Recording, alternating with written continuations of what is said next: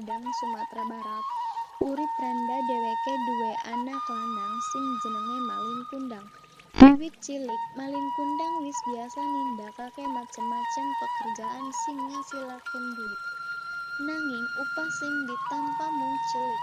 Malin Kundang mikir yen lunga menyang luar negeri bisa ngolahi uripe dadi luwih penak.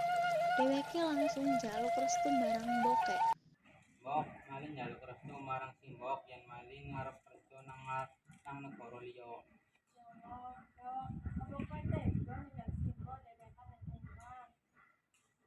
Malin pengin ngerubah nasib keluargane dhewek ben bisa dadi wong sugih.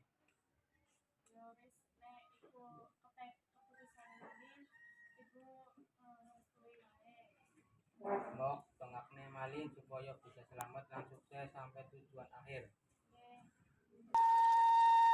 Akhire Malin diparingi restu karo Mbokek merantau menyang luar negeri.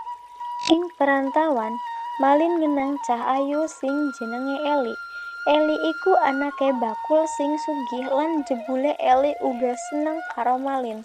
Ing Cerkak akhire kekarone nikah. Wektu Eli takon marang Malin babagan rencana mulih prainan iki. Menyang desamu.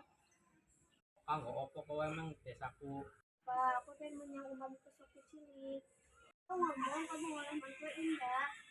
Maning aku ngomong nek simbok wis ora ono. Eli liburan kok nang kampung. Liburan ngomong luar negeri.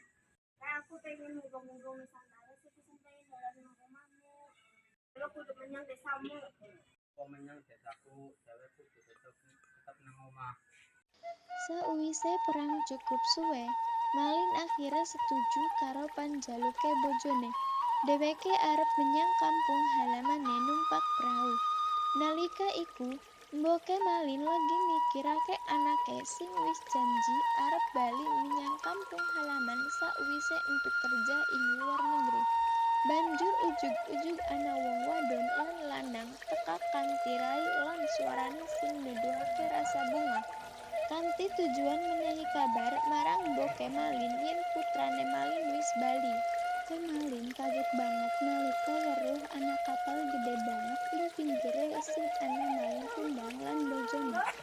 Sawise mudhun saka kapal, Mboke Malin langsung nyedaki dheweke. Anakmu wis balik ke rantauan. Anakku wis sukses. Oh iya. Bener karo goro podo. Iku maling, Bang, iku maling. Iku maling. Malin, aku kok ngerti. Iki yang Bang mesti wis larisnya kowe. Apa kowe lali? Muli dong, ibu tuh tinggi banget, umur gede banget. Sing biro aku ngomong yen mbokku wis ora ono. Mbokku ono ora separah iki.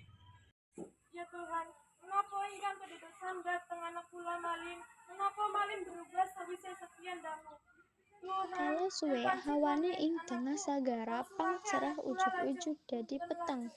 Mulane cuma dagang anak prahara gede teka ing kapale Malin Kundang.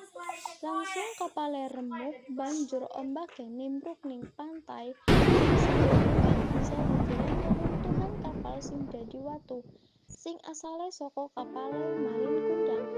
Ora ado saka papan kasebut muncul watu sing mirip